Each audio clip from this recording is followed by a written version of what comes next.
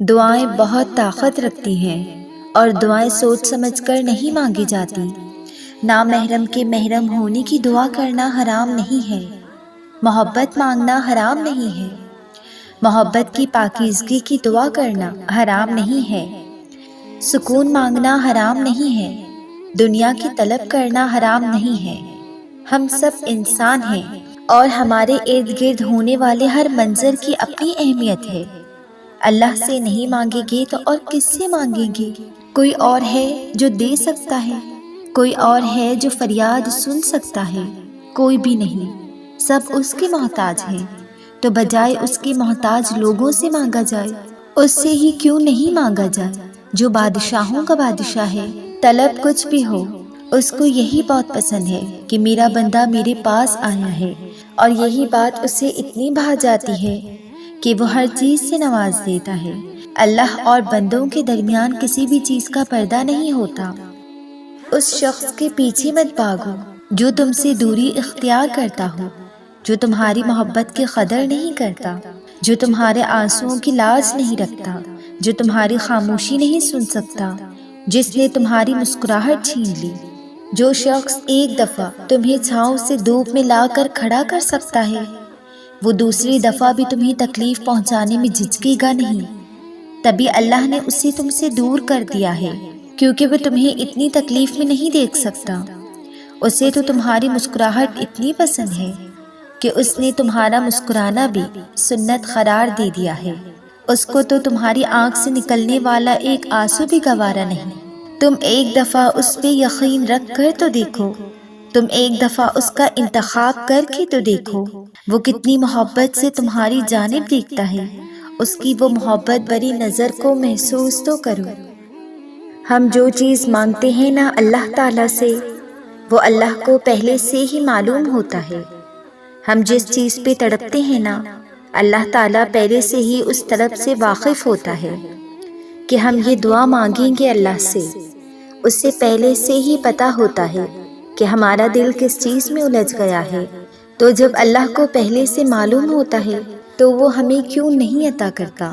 اس لیے تو اس نے دعا بنائی، دعائیں مانگنے کے لیے ہمیں بنایا، تاکہ ہم اس سے مانگیں، اس سے باتیں کرتے رہیں، اس سے بلاتے رہیں، اس سے دور نہ ہو جائیں، اس کے قریب رہیں، تاکہ وہ ہماری طرف متوجہ ہو سکے، ہم اس سے مانگیں، اور انہی باتوں میں وہ ہمارا ذہن اس چیز سے ہٹا دیتا ہے۔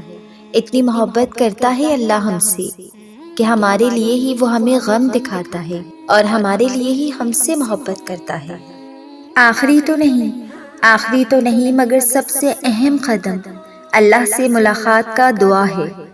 دعا پروٹوکول کی طرح ہوتی ہے جس میں اس بادشاہ کے سامنے اپنی بے بسی رکھی جاتی ہے، گڑ گڑا کر اسے منایا جاتا ہے۔ دعا کے ہر حرف پہ انسان اس بات کا اعتراف کرتا ہے کہ تو ہی بادشاہ ہے، تو ہی واحد ہے، تو ہی اول ہے، تو ہی آخر ہے، تیرے در سے آخری امید لگا کر آئے ہیں، تو ہی عطا کرے گا، کیونکہ تو ہی بس عطا کر سکتا ہے۔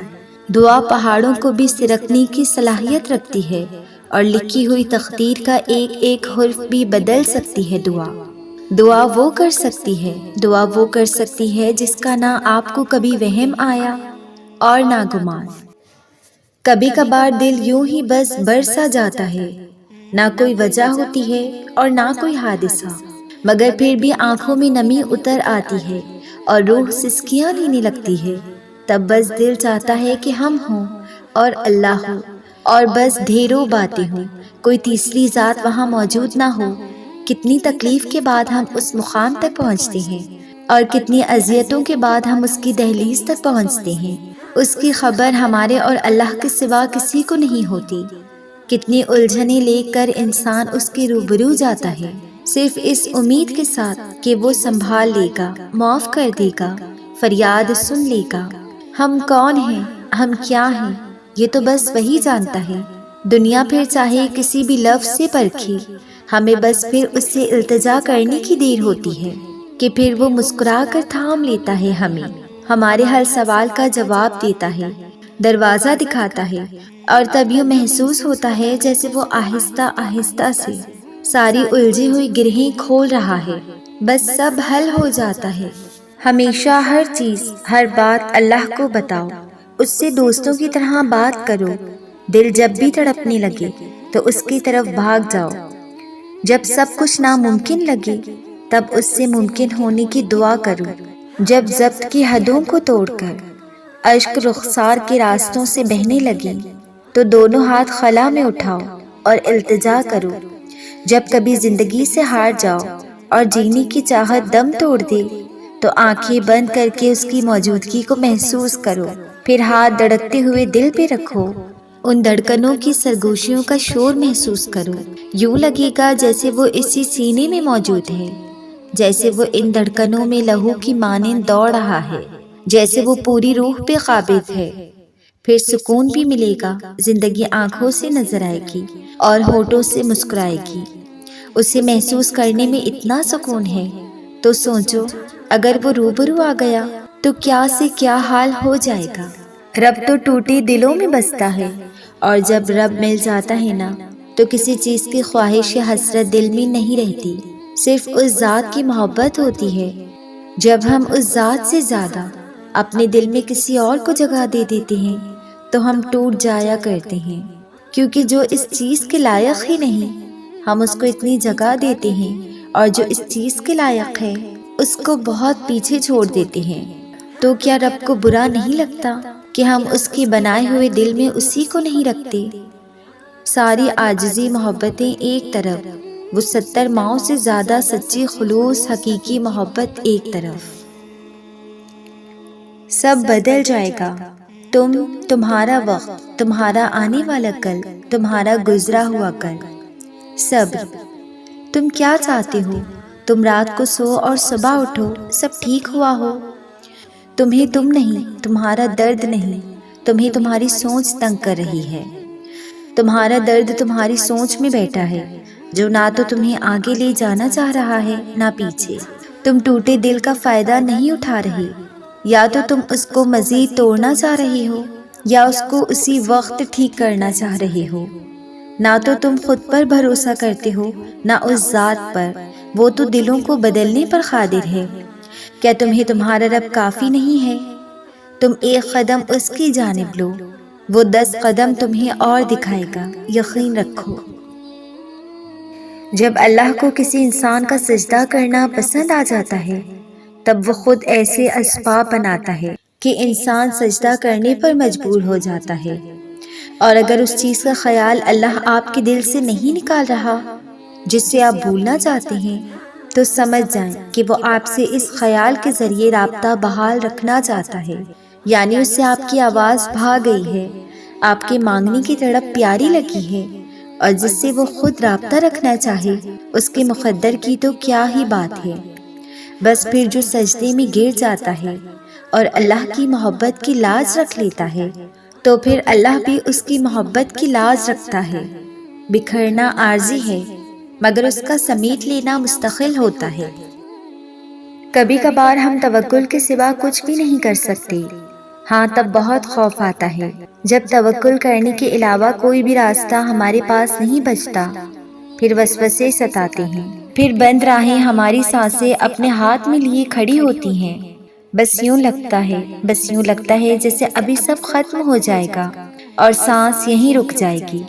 توکل کا سفر صبر کے سفر سے بھی زیادہ مشکل ہوتا ہے، کیونکہ صبر کے سفر میں تو انسان دل کو سمجھا لیتا ہے کہ جو ہے بس وہی ہے، لیکن توکل ایسا موڑ ہے جہاں دل کو یہ پتہ بھی ہوتا ہے کہ سب ختم ہو گیا ہے، لیکن پھر بھی ہم یقین کا انتخاب کرتے ہیں، اور شاید تب ہم یقین کی آخری انتہا پہ ہوتے ہیں جب نصیب سب کر گزرتا ہے، لیکن پھر بھی ہمیں اللہ کی قدرتوں پہ زیادہ یقین ہوتا ہے۔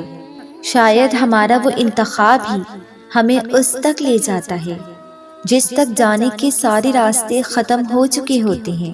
شاید کبھی کبھار سب غائب ہو جانے کے بعد بھی مل جانے کا یقین رکھنا چاہیے۔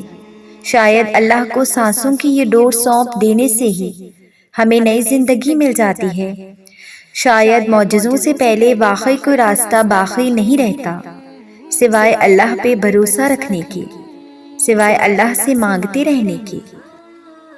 تم خود اپنی دعاؤں سے ہی اپنا مقدر لکھتے ہو، اور تمہاری دعائیں ہی تم تک وہ سب لے آتی ہیں جو تمہارا نصیب بھی تمہیں نہیں دے پاتا۔ اللہ پاک تمہیں تمہاری دعاؤں کے ذریعے ہی آزماتا ہے۔ وہ تاخیر اس لیے کرتا ہے تاکہ تمہارا یقین دیکھ سکے۔ وہ تمہیں ناممکن کے وسوسوں میں الجھاتا ہی اس لیے ہے تاکہ تمہیں ممکن کی طرف اس کی جانب کھینچ کر لے جائے۔ اس کے سامنے تو پتے کی بھی اتنی ہمت نہیں ہوتی کہ وہ ہل جائے، تو پھر تمہارے ہاتھوں کا اس کے روبرو اٹھنا کیسے بے وجہ ہو سکتا ہے؟ وہ جب تمہاری دعاؤں کو قبولیت کے لیے چن لیتا ہے، تب وہ تمہارے دل میں دعا کا خیال بھی خود ہی ڈال دیتا ہے۔ تم سوچتے ہو کہ جو مانگ رہے ہو وہ کیسے قبول ہوگا، اور وہ تمہیں خبر ہی نہیں ہونے دیتا کہ اس نے تمہیں ہی تمہاری دعاؤں کی قبولیت کا وسیلہ بنا دیا۔